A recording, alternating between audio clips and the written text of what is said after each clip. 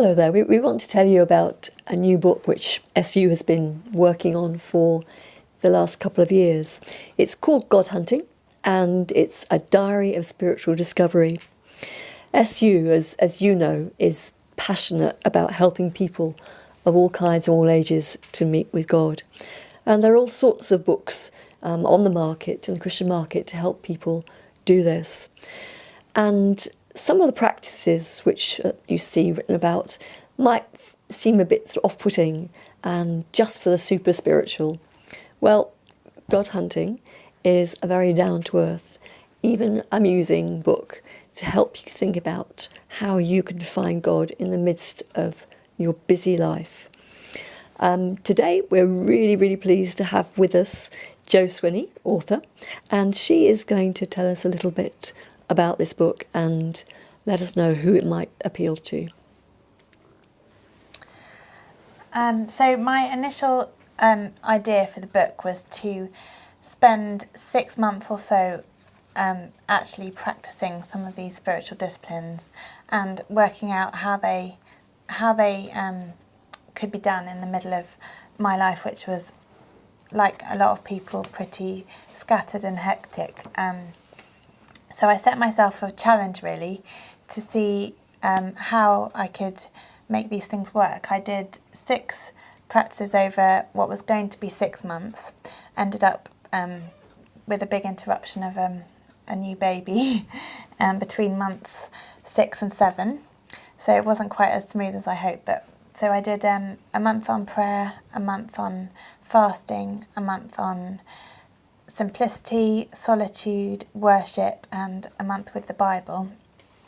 And in each of those months, really, I just got on and did what I could to use those things to get closer to God, and wrote about my experiences, which were not particularly glorious always.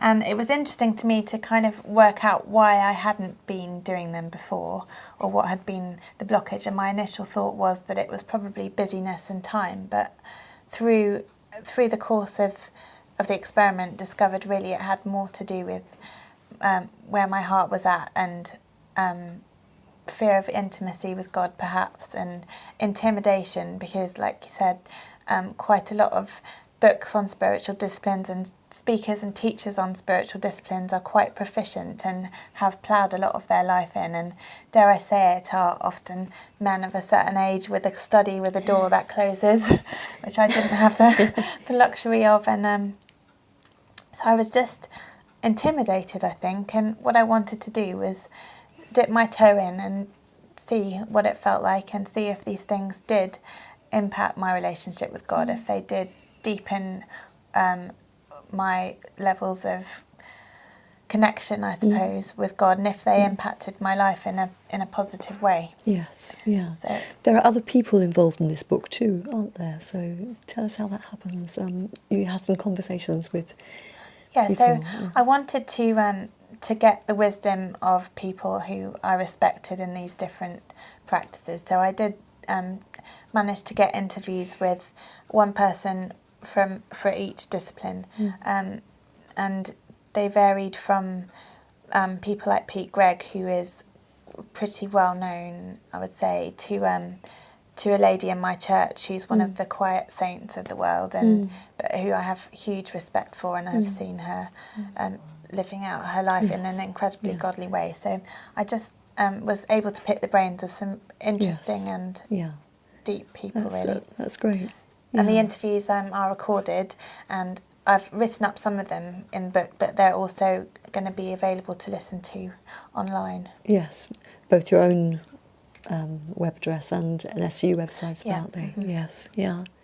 So how has the experiment, do you think, affected you, and what difference has it made to you?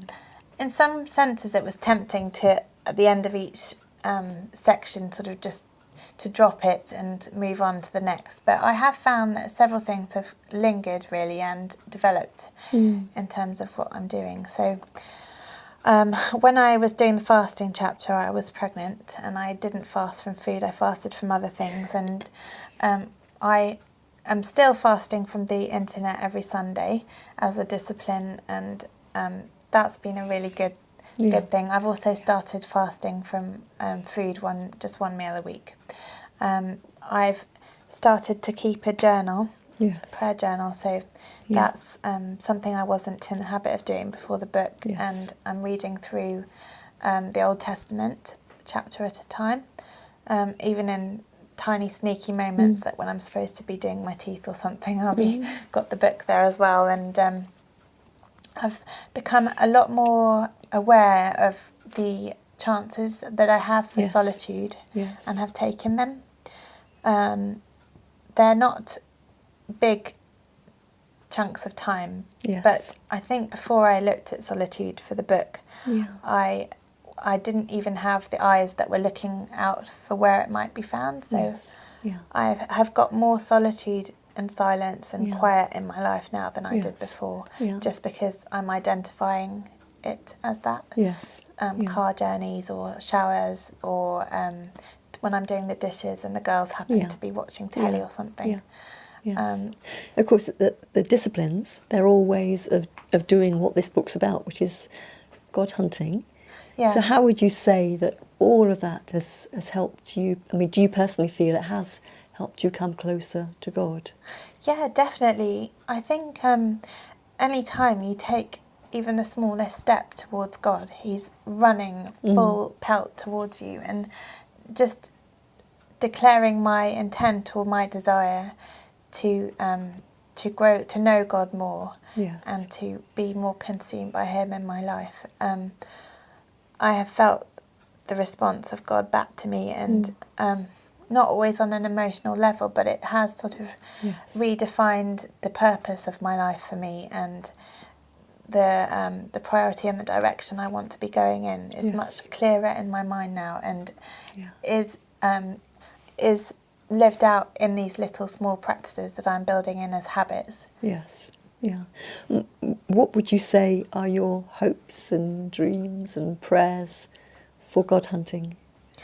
Oh, well, I would just love to inspire people to start off exploring these ways that are out there to know God, because I think if you're not going forward, then you can drift so easily, and I think these practices have immense value in holding us to the truth, and to just showing us God's character. And so what I would really love for the book to do is to get people going, even if they feel discouraged or too busy, or even a little ignorant or not sure where to begin. I would love it to start people thinking that they too could Yes. have some of these practices in their life, and that it Yes. would draw them closer to God. Yes.